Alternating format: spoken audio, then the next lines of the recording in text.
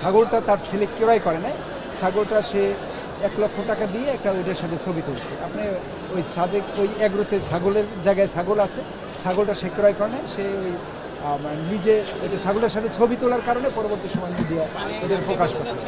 আমরা মতিউর সাহেবের জামিন শুনানি করেছি, সেখানে তার বিরুদ্ধে অভিযোগ হইল উনি দুদক কার্যালয়ে যে সম্পদ বিবরণী দাখিল করেছেন তাতে 1,27,66,216 টাকার সম্পদের তথ্য গোপন করেছেন এবং তিনি যে সম্পদের বিবরণী তার যে আয় তার সাথে এই সম্পদের অসামঞ্জস্য হয়েছে 5,28,75,939 টাকা।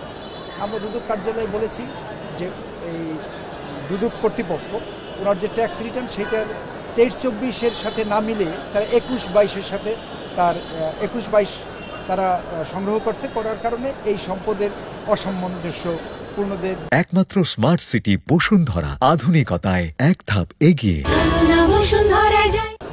এই সম্পদের যে অসামঞ্জস্য হয়েছে এই কারণে হয়েছে। আর একটা বিষয় হইল যে আমরা বলেছি যে প্রায় 9 মাসের বেশি হয়েছে, এখন পর্যন্ত দুদক এই মামলার তদন্ত শেষ করতে পারে না। এই যে তদন্তের এত ডিলে, এই কারণেও আসামি জামিন পাওয়ার হবে। আর একটা বিষয় হলো যে উনি এনবিআরে যখন ছিলেন উনি অনেক বড় বড় কাজ করেছেন, যেটা রাষ্ট্রের কোটি কোটি টাকা, হাজার হাজার কোটি টাকা রাষ্ট্রের আরোহণ করতে পারছে অতিরিক্ত। তার কারণে সে এবং তাকে মিডিয়া একবারে এক একটা ট্যাগ দিয়ে একবার এক সময় ওনাকে 2007 সালে বলছে যে উনি ছাত্র শিবিরের শহীদুল হক শাখার সেক্রেটারি, তার আগে বলছে উনি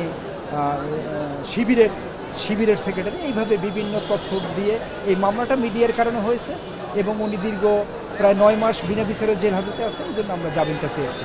দুদক কর্তৃপক্ষকে বিজ্ঞ আদালত বলছে যে আপনার 8.5 মাসের বেশি হয়ে গেছে, কেন এখনও আপনারা তদন্ত রিপোর্ট প্রদান করতে পারেন না? দুদক বলছে যে আমাদের আসলে অনেক ব্যস্ততা, এই কারণে।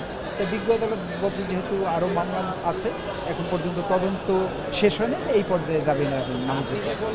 ছাগলটা তার ছেলে ক্রয় করে নাই, ছাগলটা সে 1 লক্ষ টাকা দিয়ে একটা ওইটার সাথে ছবি তুলছে। আপনি ওই সাদেক ওই এগ্রোতে ছাগলের জায়গায় ছাগল আছে, ছাগলটা সে ক্রয় করে নাই, সে ওই নিজে এটা ছাগলের সাথে ছবি তোলার কারণে পরবর্তী সময় মিডিয়া এটার প্রকাশ করছে। দুদক কর্তৃপক্ষ তারা তদন্ত শেষ করার পর বোঝা যাবে সে দোষী না নির্দোষ। কিন্তু আপনারা বিভিন্ন জায়গায় আমরা শুনছি হাজার হাজার কোটি টাকা, কিন্তু আপনি এই মামলাটা দেখলেই বুঝবেন যে বলছে যে উনি যে সম্পদের বিবরণী দুদক কার্যালয়ে দিয়েছে তাতে ওনার জ্ঞাত আয় বহির্ভূত 1,27,00,000, আর উনি বিভিন্ন সময় তার যে বিভিন্ন আয় এবং এই সম্পদের যে মূল্যমান এখানে 5 কোটি টাকা কম দেখেছে। সেটা যদি যে এখানে তো সম্পদের মূল্যমান নির্ধারণ করছে দুদক এককভাবে, এখানে আমরা তো ছিলাম না সম্পদের, সেখানে ব্যাখ্যা চাইলে আমরা ব্যাখ্যা দিতে পারতাম। এখানে আমি বলছি এই কারণে যে আমরা মিডিয়া খুললেই শুনি হাজার হাজার কোটি টাকা, কিন্তু আপনার মামলাটাইতে স্পষ্টভাবে উল্লেখ আছে 1,27,00,000 আর 5 কোটি টাকা, এবং সেইটা যদি আমাদের সাথে ব্যাখ্যা চাইতো তাহলে এই অসামঞ্জস্যটা হইতো।